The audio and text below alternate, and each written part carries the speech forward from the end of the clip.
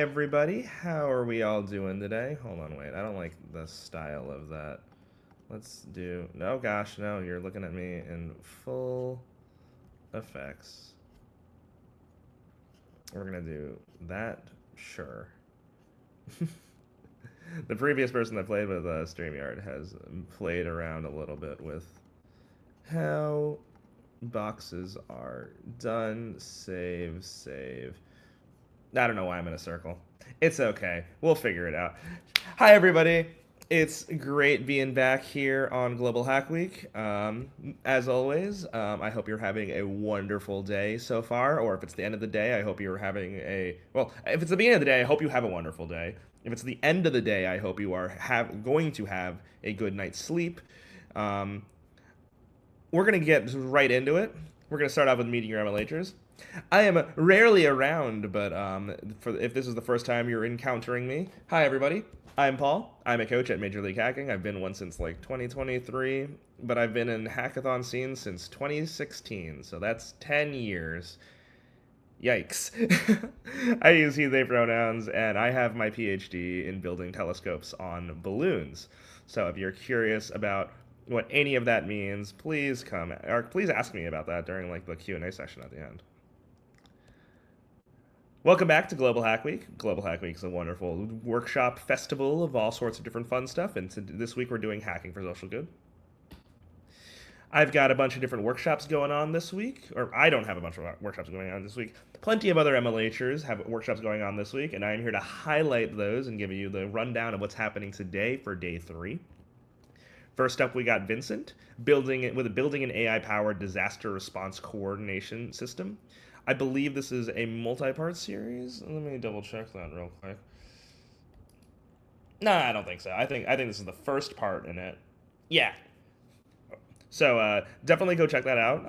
You haven't missed anything yet, so it's a great way to get started with it.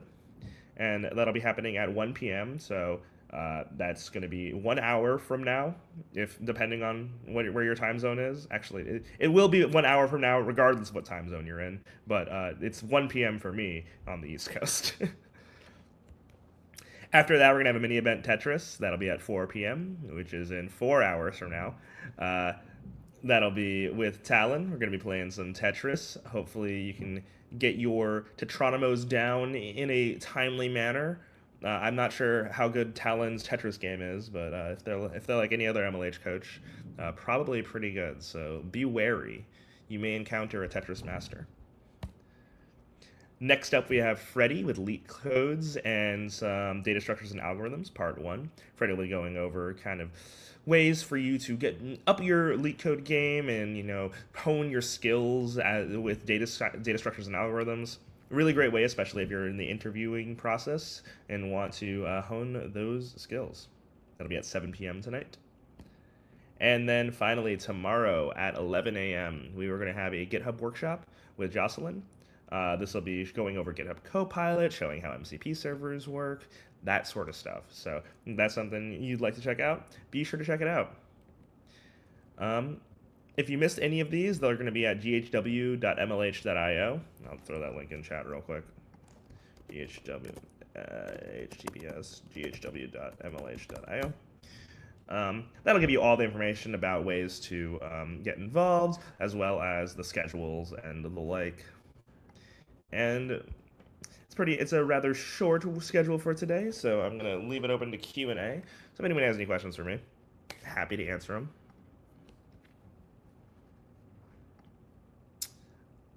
You are from India, a student of high school. Well, welcome. This is a great opportunity for you to hone some skills, learn some things, especially as a high schooler. So, great having you. Anybody have any favorite foods, things they did this weekend? For me, I just flew back to the East Coast from Arizona, and it was 110 degrees there, and now it is not 110 degrees, so I am very happy about that. Although I did get in at like midnight last night, so little bit of a jet lag.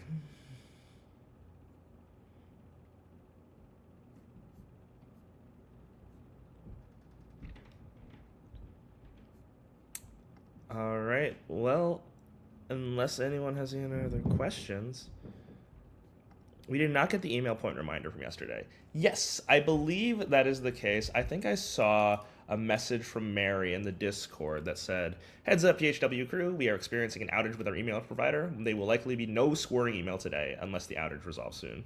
So, sounds like emails were broken yesterday. Points were still tallied on our end, but you just didn't get an email about it. Only so many things you can do when your email servers go down.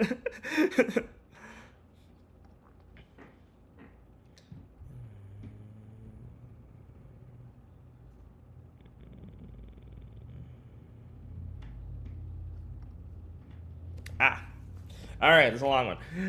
When building hackathon projects for social good, you often start with local MVPs, minimum viable products. During the panel discussion today, what are your top recommendations for scaling these prototypes so that they can actually reach and help real-world communities in sustainability?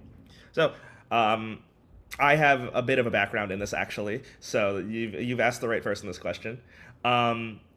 In my undergrad, I had worked with local communities in Tonga, Samoa, and Kenya on integrating like libraries, like digital libraries within their community. And so the MVP for that was building out this digital library, but the way to scale it is really dependent on the communities you'd like to work with. And it is almost impossible to scale it.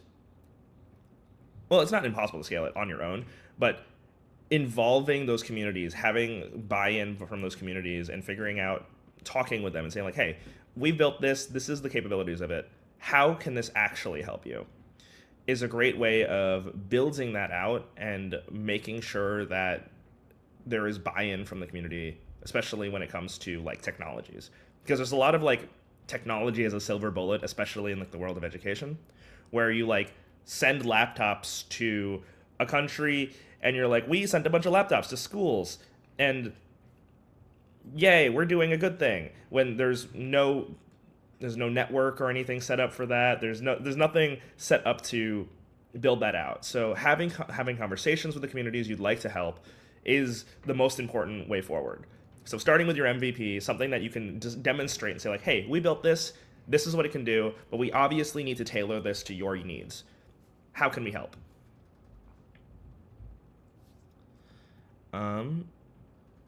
With AI evolving so rapidly, how should junior developers balance learning code software architectures like modeling, backend frameworks, versus learning how to prompt and integrate pre-built AI APIs? I like talking about AI in like the sense of it's another tool for you to use in your toolkit. Understanding how things work is vital in order for you to be able to build things that are sustainable long term. If you just kind of vibe code something that you don't understand how it works, you end up creating unmaintainable stuff that eventually will break down and not really be able to be fixed. That said, using AI in your workflows is a great way to accelerate a lot of development processes, but there is a give and take with that. So it becomes finding a balance that works best for you, where you have some of the reins, or well, you always have the reins on what your code base is doing, but you strategically figure out parts that you can offload to AI that you know will produce something that you can understand, is how I'd put it. So understanding how it works, and then figuring out how you can offload the things that you already know to AI, so that way it'll clean things up nicely.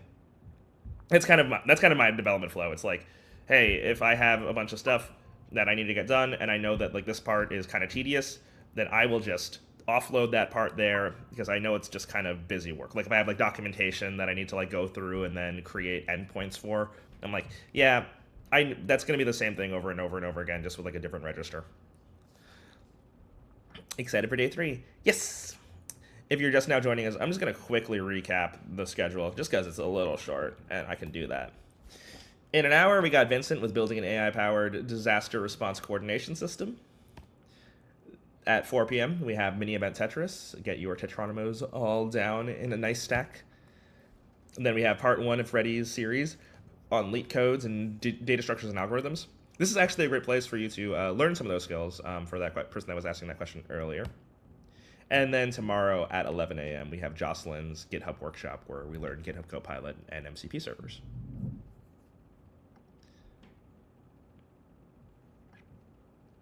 In podcasts, we often hear about standing out to recruiters.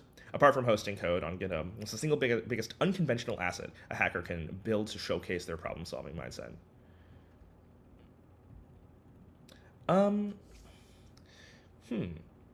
I think genuine passion, like building things and being able to talk about them, is one of the key things that I see when it comes to standing out. Like if I'm talking to somebody that has like a resume where they have the same like a lot of classes will have like course projects, and if I'm looking at a resume and I'm like, I recognize all these projects as a project you just made for your class, it doesn't look as good as somebody that's like, oh yeah, I'm just really into guitars and I built my own pedals because I really wanted to learn how those worked and wanted to integrate that with my computer, so I have some like visualizations, and so I built my own I built a little script or something that like when I strum my guitar, it makes cool visuals on my computer. That's passion and that's skills. And that shows that you're not just interested in coding as like coding from the means of coding, you're interested in playing with things and being creative. And that's kind of a way to stand out. And so having a couple things that like you can talk about that are really something unique to you. Like for me, when I was interviewing for things, the things that stood out for recruiters for me, I guess, were a lot of the work that I did overseas with like software engineering work and like different countries. And that was something that like through my undergrad, we had programs to do that, and like nobody signed up for them. And I was like, that sounds like a lot of fun. I'm gonna go do that. And so that's kind of where I got started with that. And you can't do check-in, it shows an error. Oh no. Is that with this link right here? Events.mlh.com. Let me go look at that and double check what's up with it.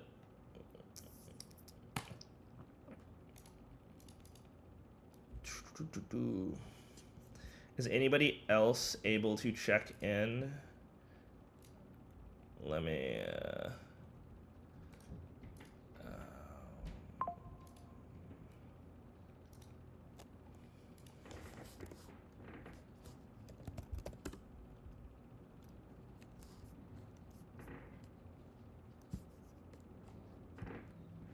all good for me.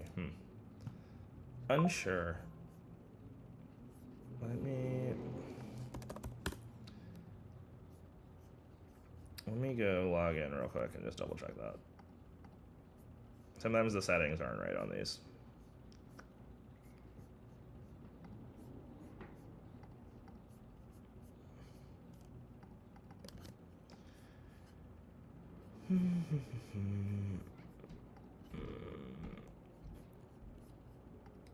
Check in. Yep, I'm able to log in. It might be something on your end. Make sure that your MLH account has been like fully completed, and then you're able to check in just fine. Sometimes you have like a missing field or something, and my MLH just kind of freaks out on you.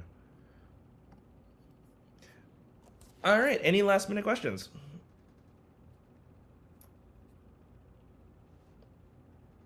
Well, enjoy the rest of Global Hack Week. I'm going to be...